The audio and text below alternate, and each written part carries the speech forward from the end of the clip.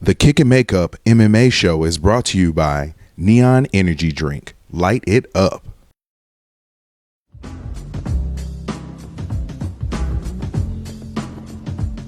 Can I kick it?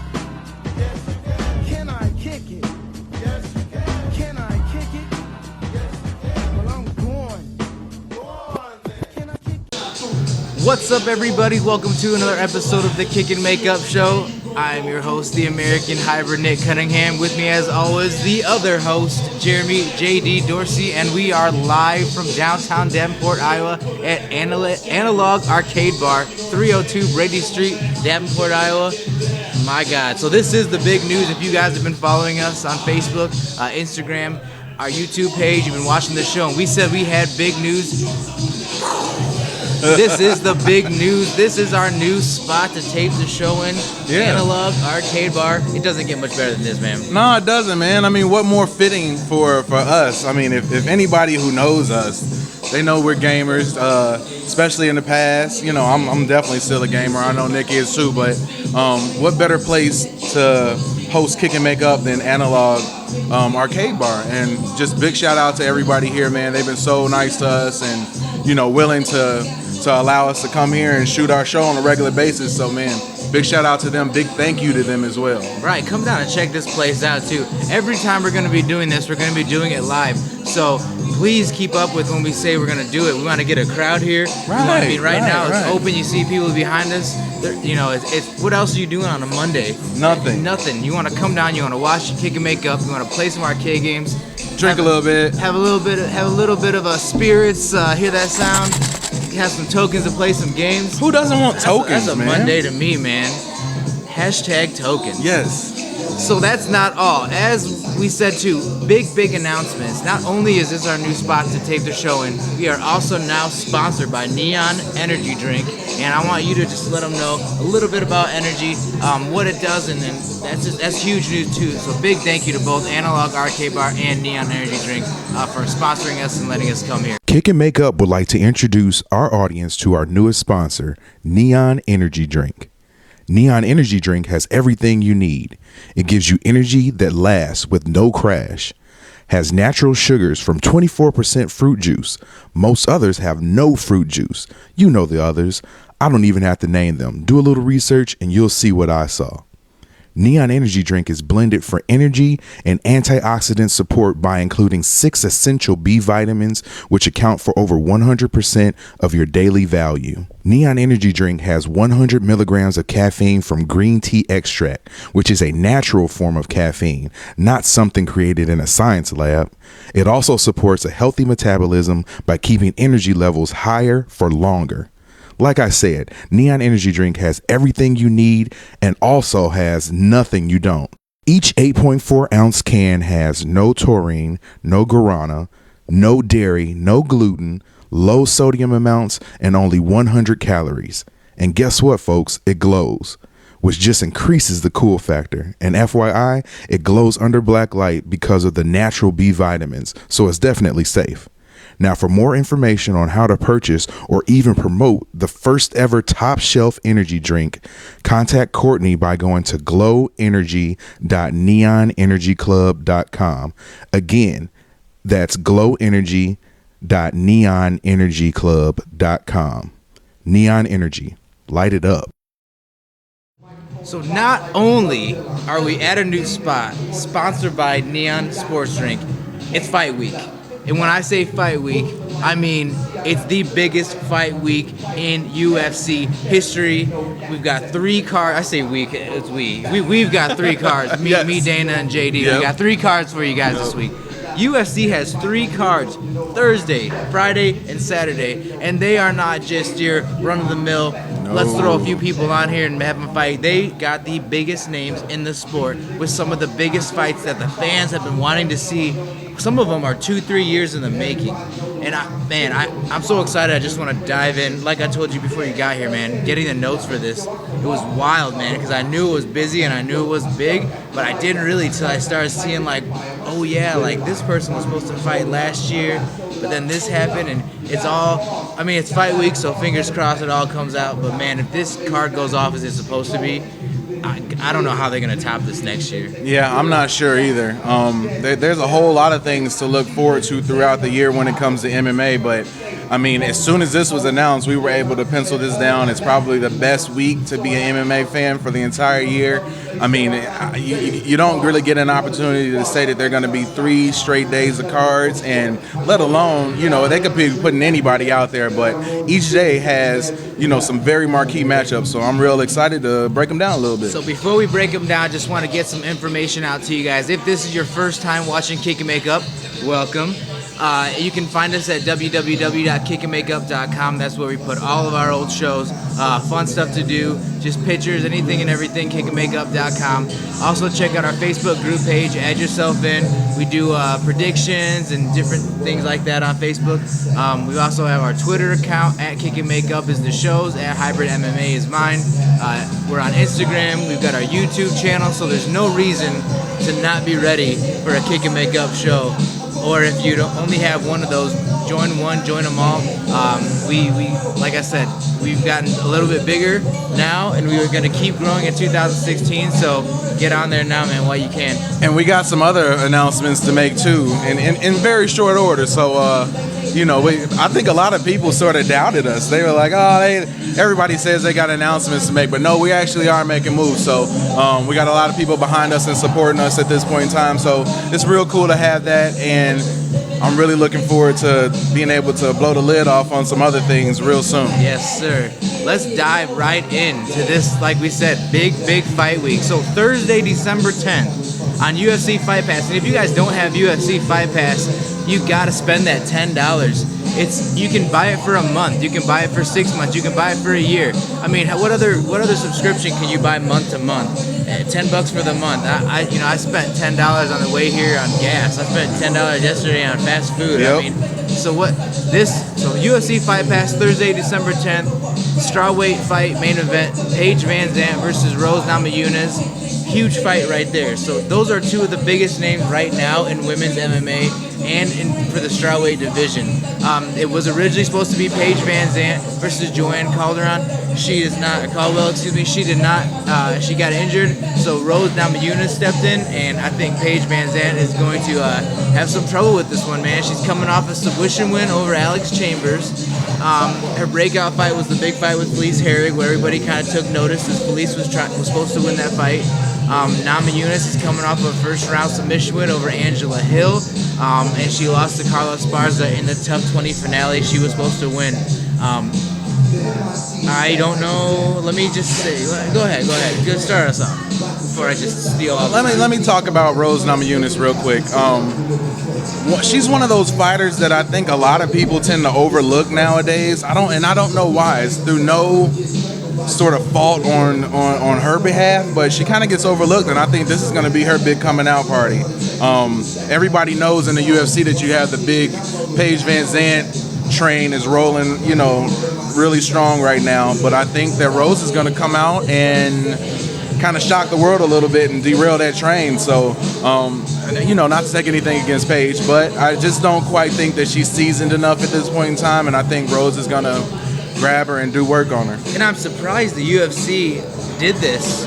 I would have thought they might want to give Paige a few more feeder fights while she's, especially after the big Ronda Rousey loss. They want to keep their 5-6 stars, which is, Paige VanZant, Ronda Rousey, Conor McGregor. They want to keep these guys kind of protected a little bit, even though the fans know what they're doing when they do that.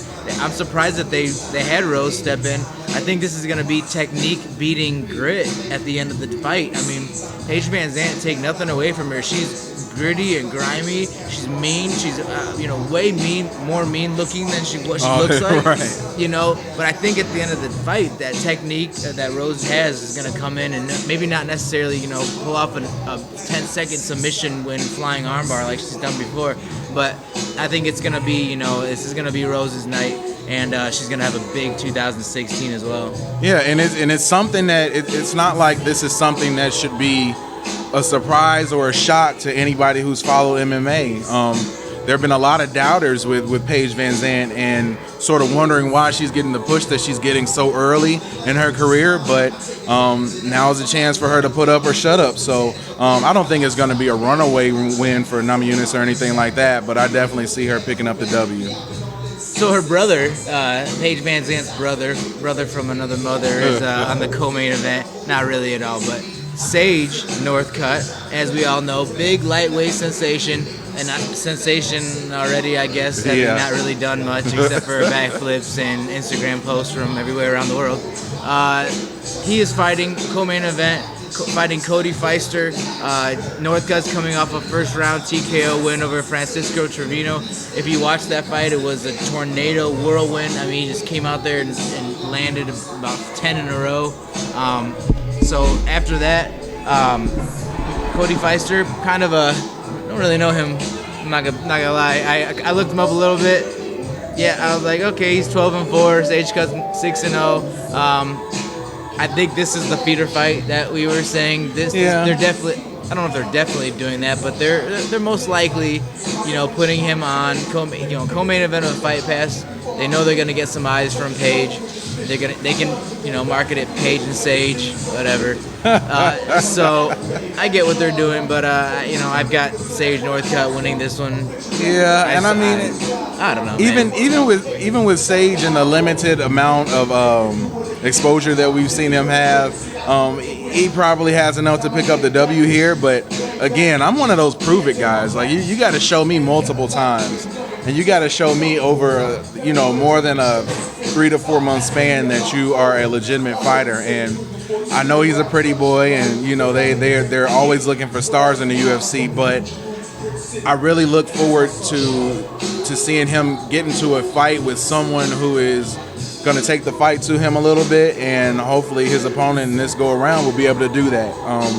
I don't think anybody wants to see him run through anybody at this point, but if he does, and I know that Dana's pulling for a W in that situation, but I want to see what the hype is all about and see if the guy can actually prove it. Yeah, and I think that's probably what they're going to be doing. Give him a few more. Lightweight division, that's a hard division. So as soon as he kind of gets his 2, 3 maybe feeder fights out of the way, they're going to start throwing him into that maybe top 10. Right. And then it's going to be interesting to see how he fares up. He's a young kid, 21, 22. How he fares up to somebody that's 33 and a veteran, that's been around a little bit. But you got to get through this kind of stuff with new fighters to get there. So interesting. Also on the card, Jim Miller and Michael Chiesa. That's a fun fight right there. I feel like that fight hasn't got a lot of attention too, but Jim Miller's been one of those veterans that's been around forever. Always puts on a good fight. Michael Chiesa coming off of the Ultimate Fighter win a couple of years ago too. Submission artist, Beard of the Year every year. So they've got fights on that card too, and then Tim Means and John Doomsday Howard. I'm a Doomsday Howard fan. Me too. For some reason, still. It's the name. I just like him, man. Like I like watching him fight. He's he comes out there looking like an action figure. He's strong. It's fun to watch. He's violent. I like that, and that's a great fight to be on that card as well. He's one of those guys that you see come out and fight, and when you imagine a fighter, that's sort of what you imagine. So. When he comes in and fights, that's exactly what you would think he would fight like. And for some reason, that's sort of pleasing to see. Like as we know, watching enough MMA, there are a lot of fighters that you see out there that their bodies show one thing, but the way they fight and their style is completely different. Right. And it's kind of a little pleasing to me to see somebody who looks like an action figure, fights like an action figure, and hopefully he'll be able to come out and put on a show for everybody. So that's Thursday. So and I love a fight card on a Thursday. Even later on next year, there's a fight card on a Sunday night. Yeah, I love that. I love fights on weird nights of the week. So that's Thursday night, December 10th. Friday, December 11th, the TUF Finale. The TUF Finale, McGregor versus Team Faber on Fox Sports 1. The main event is a fight that is definitely going under the radar.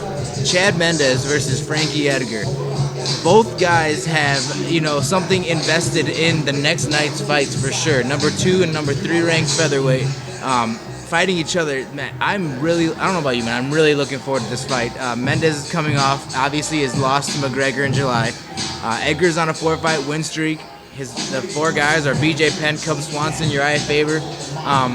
I just don't think anybody's talking about this fight because there's so much going on. But this is one of the main fights I'm looking forward to watching this weekend. Right, and it's one that can be easily overlooked. It's sort of sandwiched in between, the new up-and-comers, with the UFC right now, and of course, everything that's going down on Saturday. But I think this has the chance to be the best fight of the entire weekend. 2 fighters who are pretty evenly matched. Definitely have stakes over the next, for the fights that are happening the next night. Really tough for me to call that one. I'm gonna call it, but I was thinking about this too. It was very hard for me as well. Yeah, I was going back and forth, but I think I'm gonna go with Mendez in this one. I don't know what you're gonna do. Of course you are. I had to get mine out there first. And that's fine because I'm going with Edgar.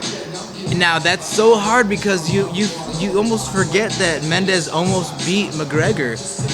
He was beating him decisively for a round and a half, and then just got caught at the end, tired, and take nothing away from McGregor. But Mendes was well on his way to having the title and to be in this fight the next night. But man, for me, I feel like since Edgar has switched weight classes, he's been on a tear from going from lightweight to featherweight, and I think it's that footwork and angles. You can't shoot and take somebody down that you can't get to square on. There's not a whole lot of takedowns from the corners, and they're usually just straight on for me, a takedown. And I think Edgar still, I did an article a long time ago about, the biggest thing in the sport this year is angles, fighters that work the angles, and we saw that with Holly Holm. And I think, Edgar was one of the first people to have that, and just his style, I think it's going to be too much for Mendes, but then Mendes may come knock him out, catch him like he has been 4 fights before this, but I feel like I have to give Edgar the small edge over Mendes. Yeah, I really have to side with Mendes on this one. I think that he's still going to be riding high from his loss, if that's the thing. But if there's any way that he can sort of garner motivation in a loss, I think you would have to be able to get some from the loss that he suffered to McGregor. But this go around, I think with Edgar, it is going to be a different type of fight, though. It's not. Edgar isn't exactly the type of guy who's going to come flying at you the way McGregor does, but I think that may play a little bit into Mendez's hands, and I think he's going to sort of have the same sort of strategy. If he can get him down, he might be able to grind him out. What a great fight to have on Fox Sports 1, too. That's a pay-per-view fight written all over it, and it's free on FS1. The co-main event, too, was another fight that I thought was definitely going under the radar. Again, lightweights Edson Barboza versus Tony Ferguson. Barboza's 3-1 his last 4. Ferguson's 9-1 in the UFC. He's on a 6-fight win streak with wins over Danny Castillo, Abel Trujillo, Gleason Tebow, and Josh Thompson. For me, this one, I feel like it's an easy one for me that Tony Ferguson gets the win over Edson Barboza. Edson Barboza hasn't finished anybody in a while, and so I just think that he's going to be a half a step behind, and I don't know how Ferguson too hasn't got a title shot. He's tearing 9-1 in the UFC, Ultimate Fighter Finale winner. He's like that. I don't know. Is he the black sheep? Is he the guy that nobody wants to talk about? I mean, lightweight division, how hard is it for him? Does this one get him a title shot? I think so, right? I would hope so. I mean, who else does he really need to beat? And I sort of know, just, looking at the list of guys that he's fought, it's sort of that tier directly under your elites. And, he's racked up there, but it's not exactly his fault that he hasn't really had an opportunity to fight anyone, on that highest level. So if he gets this W this go around, there really can't be any way that he doesn't end up with a major shot at the, for his next fight. So yeah, I definitely see him grabbing the win in this one too. Also on that card too, Joe Lozon, Evan Dunham. Anytime you put I feel like those guys too. Anytime you put those guys on the card, it's gonna be bloody. It's gonna be, just that's top level MMA right there with either one of those guys. And having them fight together too against each other. That's I know why they did that. It's a great way to kick off the Fox Sports 1. I think that's the second to first fight on the main card of Fox Sports 1. Yeah, Joe Lozon is somebody who I would almost consider him to be under the radar too, but is an incredible competitor, and like you said, very entertaining fights. Both of these guys are ridiculously entertaining fighters, so when you put them together, that should be a recipe for fireworks, and I hope that's what we get. So after that, go to sleep, get a good night's sleep. Take a nap. Man. You don't have to go to sleep for long. Just take a nap. 3-4 hours, that's all you need. Get ready for the biggest card. And man, it's a lot of, I was going to say UF history, everybody says that, but I feel like this fight is bigger than UFC 100 as far as fights. Now, UFC 100 was obviously its own event because it was the 100th show, and there was GSP and Brock Lesnar and those guys on it who were the biggest guys in their time, but they didn't have implications like this fight. They didn't have build-up like this. I mean, this has been, 2 years in the making with some of these fights. So I feel like UFC 194, if it goes down without a hitch, will be the biggest card that the UFC's had so far. Kicking it off right at the top, McGregor versus Aldo for the featherweight title. Jose Aldo's pound for pound #1 fighter, hasn't lost since 2005. What does that say? His last fight was October 2014 versus Chad Mendes. Jose Aldo, I feel like people have just forgotten about him, or some of these guys that have watched UFC or watched fights for the past year are definitely on the Conor McGregor train.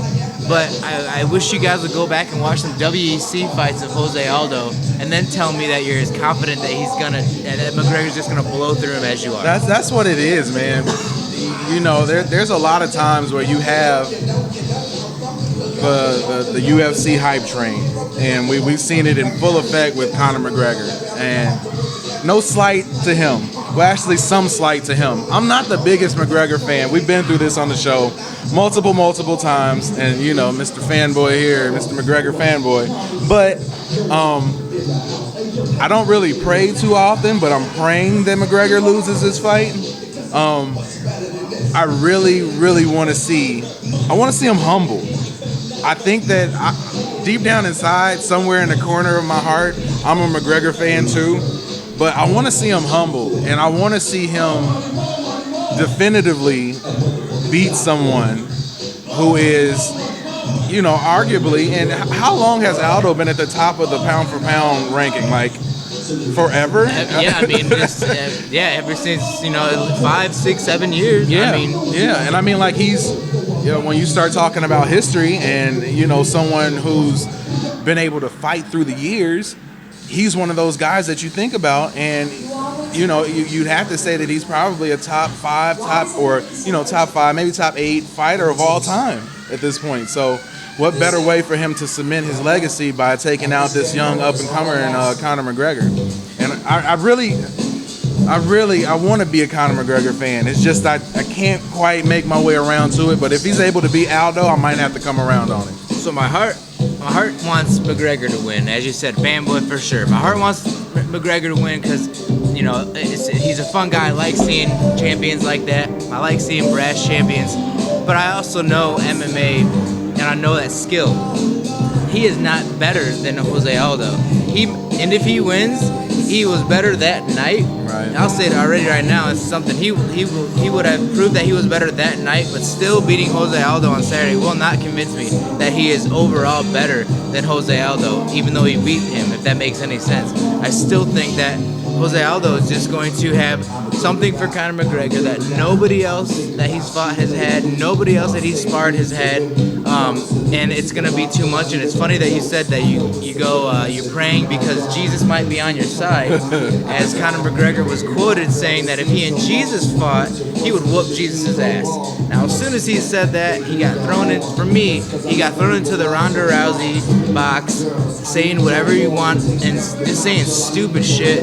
And for me, I'm like, Nah, you shouldn't have said. You know, I'm not a religious guy, but you shouldn't have said that. Yeah, that's just too much. Too much. It is. It's almost like you get to a certain point with your fame and your ability that you lose track of exactly what made you what you are. And well, I should say that you may lose track of what you are. Like, who knows? If he goes out here and wins, he's just backing up all the trash that he talks. So hey, more power to you. But I think that there's something to be said about someone who's a little bit humble. I mean, I don't know if I would necessarily take it to biblical levels like that, but I guess I kind of did a little bit. Right. But I don't know. I think that's a bit much. That's going a little bit overboard. I don't know if I would come out and do that. And then too, I think that a lot of disrespect that he shot towards Aldo, over this time period has been a little bit overboard. And I think that there's a way to ride the line of being respectful, but also cocky, also confident in yourself and what you're able to do. So I don't think he's found that balance yet, but I think that he may find it after he grabs this loss. So do we agree on Aldo? Yeah, I think so. On Aldo? I mean, I've always been an Aldo guy, and I think you're just sort of now coming around to it. So I'm kind of nervous that you might be jinxing it for Aldo, but hey. We'll take you on the bandwagon for right now. It's cool. On the Aldo bandwagon? Yeah, on the Aldo bandwagon. No, I'm not on the Aldo bandwagon. I've been an Aldo fan. My entire life, but I've also picked against him like this. I'm a McGregor fan, but I'm picking against him. Right. So I am not jumping on the Aldo bandwagon. I've been watching Aldo since WEC days when he was hopping out the cage. No. Ugh. Break that bottle. Co-main event fight is a fight that has been, like we said earlier, years in the making fights. Fans have been wanting to see this fight, and it's going to go down. Middleweight champion Chris Weidman versus Luke Rockhold. Weidman is 13-0, coming off a first-round finish of Vitor Belfort. Stopped Leon Machida. Anderson Silva, we all know that story. Rockhold's on a 4-fight win streak. He also defeated Leon Machida. Bisping hasn't been to the third round since 2012, so Rockhold's the real deal. Stopped people in the first and second round his last 4 fights. I love this fight too, man. It's like the All-American fight. Like, and then probably being dubbed that, it's just like Surfer versus New York guy. I love this fight too because these are the top 2 guys, and this one's hard for me to pick a winner. I have a choice, but I mean, this one's a coin toss for me. I can see it going both ways, but what do you think? I went on record as saying that if Weidman was able to beat Silva in their last fight, that I would never vote against him again. And I'm not gonna do that here. So I got Weidman in this one. As much as I wanted to be a doubter of him and his ability, he's really showed me something over his last, I would say, 3 fights. Yeah, that he does have that certain quality about him that is sort of unassuming. It might not be quite as flashy as you want it to be. You sort of just, for me, it was always watching him and just waiting for, him to do something special. And I think he did a lot of special things earlier in his career, but seeing him fight Silva sort of sullied him a little bit. I don't know why I used the word sully, but it kind of made him. We were talking about words. We were talking about words and about new words. We're gonna have the kick and make up word of the day. Yes. As you used, what was the other one? I don't even remember. Dearth, yes. If you guys hear words too, he said dearth last show, and I had to go to him and say, you know what, dearth? I've never even. I'll go on to the record saying I love words and I'm a writer, but I'd never heard dearth before. So sullied too. Sullied, yeah, sullied. Just dirty. Just kind of made it a little dirty. I don't even know how or why I said sully. I think of Sully. I think of Monsters Inc. Sully. Sully from the closet. Yeah. Okay. Sully from the closet. That's a nickname right there. That's he sounds creepy. That's a different guy, isn't it? Sully from the closet is not the Pixar Monsters Inc. guy. That's the dude that just been in the closet from the party, didn't know the party was over, but comes out like 3 days later. Just hung out. Yeah. Ugh. Yeah, hasn't showered. Sully from the closet. Okay. Make that a Sully hashtag. from the closet. All the people I know that watch this show, just shoot me, just make a post on Facebook and somehow use Sully from the closet. We gotta give a and- big shout out too for Yeah. the last huge thing. So last show we also said My Little Pony versus Bubbles. Bubbles the monkey. We asked you guys to do a picture, a poster of it, and it was answered. Yes. It was answered. Thanks, Frank. So we gotta give a big shout out and thank you for that.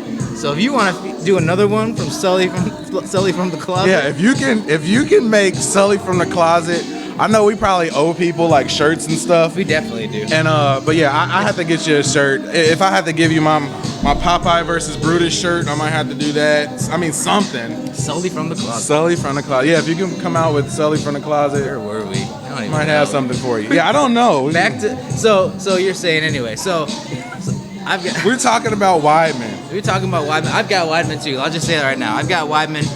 I love watching Luke Rockhold. I like watching him fight. He's everything that a champion should be. But I just think that, you know, I don't know why I'm picking Weidman over this, because I mean I know he's fought bigger competition, and he was asked that in the media conference call. You know, they asked Rockhold if he was worried about the resume of Weidman. He said no, but I feel like that has something to do with it. Yeah, I looked at that too. It looked wet. If you wonder why we both kind of looked down at the table, and I was gonna, because it looks like the table's wet, but it's like the art of it. But I thought somebody spilled. Somebody like just drooled all over the table Come or on, something. Okay. But yeah, so that's what I said.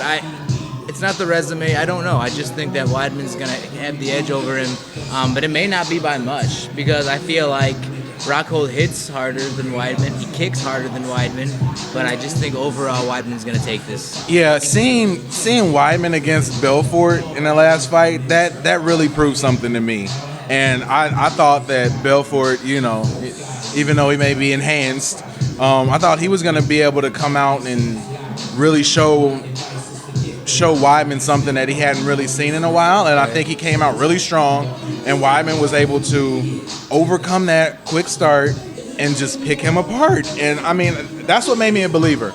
That fight made me a believer. So I can't go against the guy at this point until he loses, and I don't think Rockhold is gonna be the guy that does that. So are we just gonna get a new spot and start agreeing? Because we can't have that shit. I don't know what we got We'll next. see here. All right, middleweight fight again that was supposed to happen earlier this year. Didn't happen because of injuries.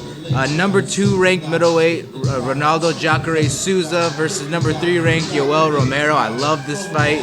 Fans love this fight. Want to see it. Romero, since losing his Strikeforce title to Rockhold back in 2001, has gone on an 8-fight win streak. Romero is 6-0 in the UFC, coming off a win over Machida in June. This fight was supposed to happen in April, but Romero blew his knee out. That's why I'm picking Jacare for this. Because if you blow your knee out earlier in the year, your knee is still not better in December. It's better, but it's not better. And I think that, you know, Jacare, I don't know, he can take you to the ground, he can get a knee bar, he can kick your knee. I just don't see, I see Romero just coming out too hard and strong too, and Jacare just kind of baiting him in and submitting him. Yeah, I hate to be Mr. Agreeable over here, but I got to go to, you know, the same route right there.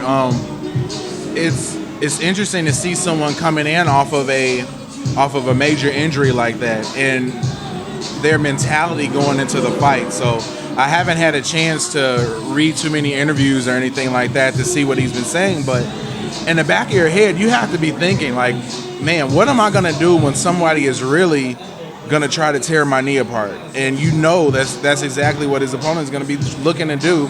At least at some point, you're gonna test him, whether that's with leg kicks, whether that's, you know, once you get him on the ground, you're gonna do something to try to see where he's at. And it has to be difficult to fight someone of that caliber with that sort of doubt in the back of your head. You know, regardless of how confident you are, you have to have that somewhat, you know, lingering doubt back there to say, man, you know, am I going to be ready for this? And I don't quite think that he's, you know, up to snuff for that. And especially like you said, this less than 6 months. I mean, that's a little quick.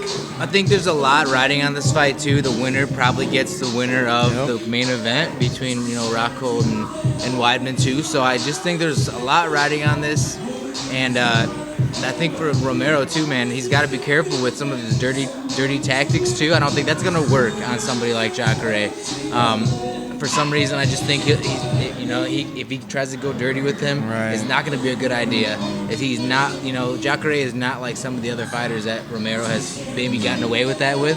And, this is another one of those fights that's just really fun to watch. It's a fight that was supposed to happen. It ended up happening. Fans want to see it. So just already amazing.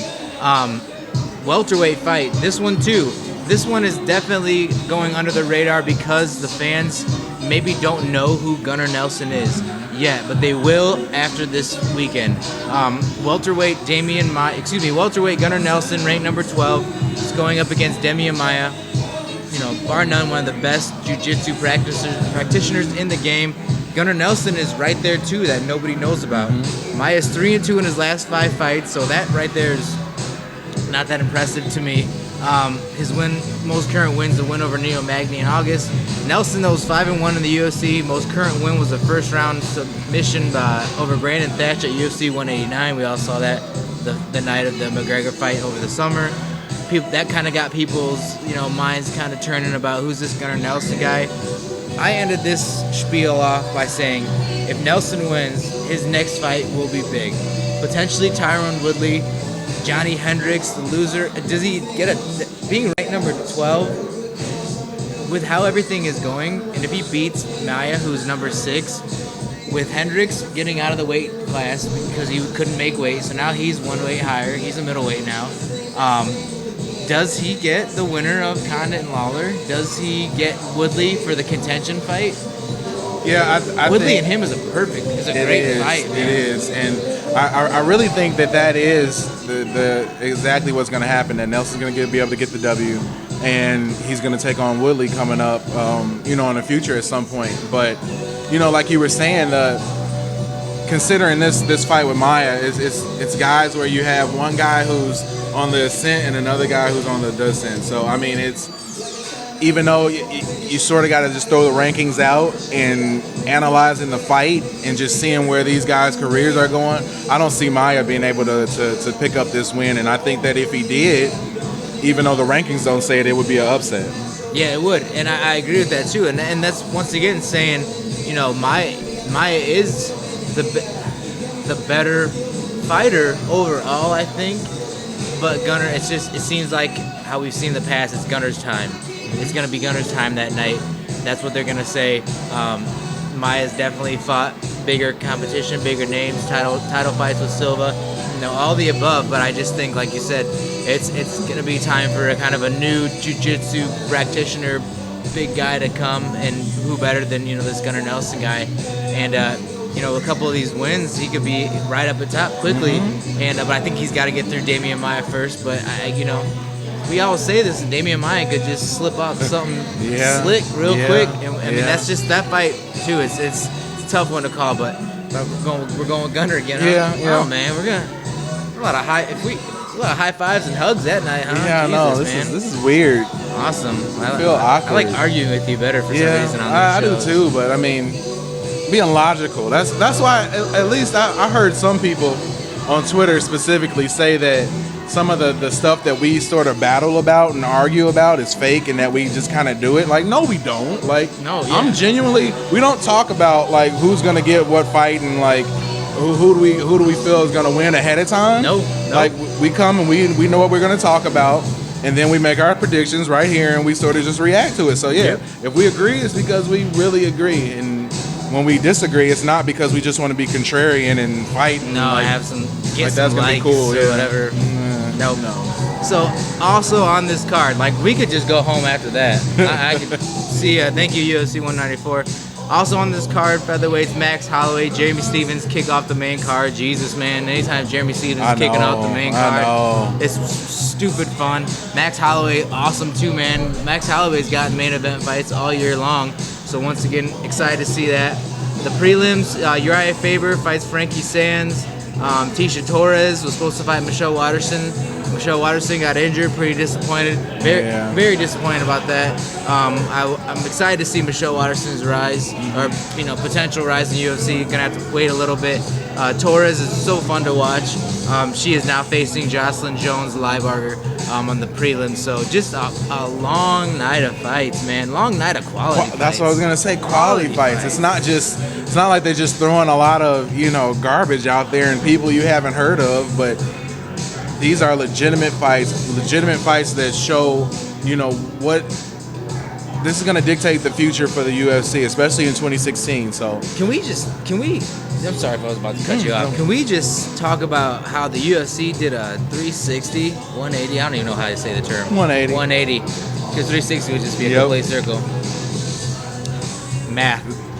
I like math. So completely from this time last year, we were talking about the UFC and how they were just cluttering every fight, making weird, stupid fights, making, fights that didn't make sense, and fights every week, and not good fights every week. Right. And how we were talking about Reebok, and I think the fact that we haven't mentioned Reebok one time this whole show says a lot about how much they turned it around this year and are ending off the year on such a high quality, good note. Mm-hmm. And I think that especially with the whole Reebok situation, it was something that a lot of fans didn't like. They really, really pushed it on everybody initially, and now they've sort of backed off. It's sort of just like, hey, this is what it is, so you better get used to it. And I think everybody sort of has. Not saying that it's the best agreement or anything like that, but it is what it is. But yeah, like you were saying, it's a great time to be a fan of the UFC. They are, putting a lot of fights out there that we want to see. And like you said, this time last year I wasn't so sure, and it's really cool to see them end off 2015 with a bang, and hopefully they can keep that momentum going into 2016. I think they did sort of take a little bit of a step back and haven't been overloading, every channel you can think of with UFC fights, which is a plus. And it's sort of been able to boost up the quality of the fights that we have been able to see. So, I think 2016 is definitely is going to be another good year for UFC after this one was sort of a rebound year for them, I would say. Yeah. And they're not even done this year. So I left one. So the UFC's been talking about 9 fights and nine nights of fights. That's what they've been saying all along this week to promote this. There's a whole nother card free on Fox, and that's what we're going to be talking about when we come back next week. So if you want to see everything that happens at this card, we got tons. Please block out 3 hours of your time. We're going to break down all the cards and all the fights. But next week on Kick and Makeup, UFC on Fox, we're going to preview that. Lightweight title fight, Rafael dos Anjos will finally take on Cowboy Cerrone. Finally, Cowboy gets his shot at the title.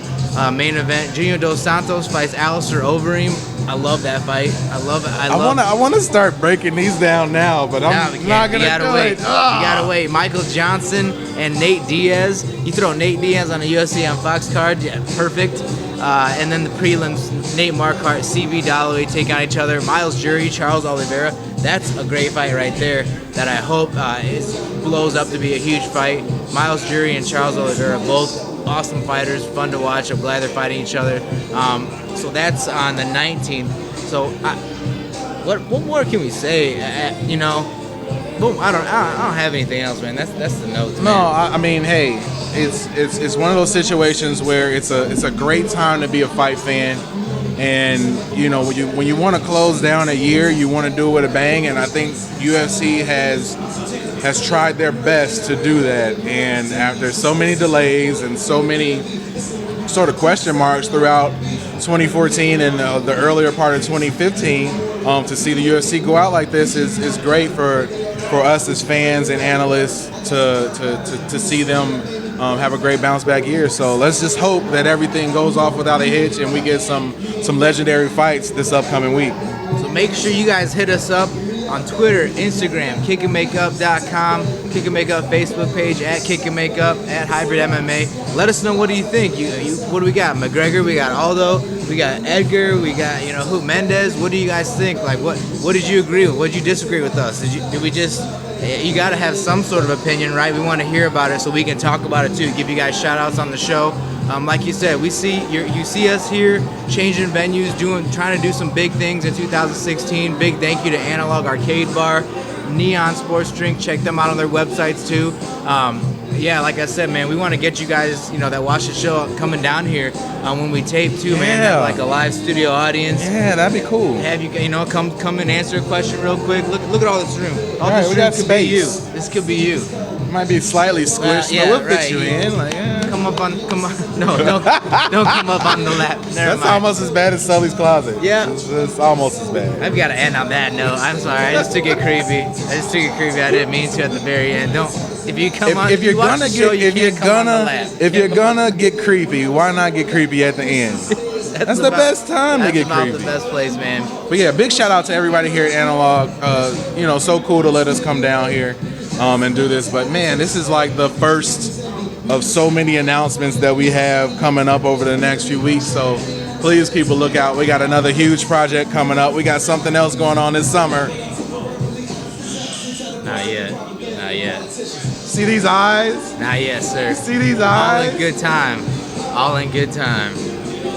American Hybrid, Nick Cunningham, Jeremy, J.D. Dorsey. This is Kick and Make Up. Remember, don't solve it in the streets. Take it to the cage and kick and make up.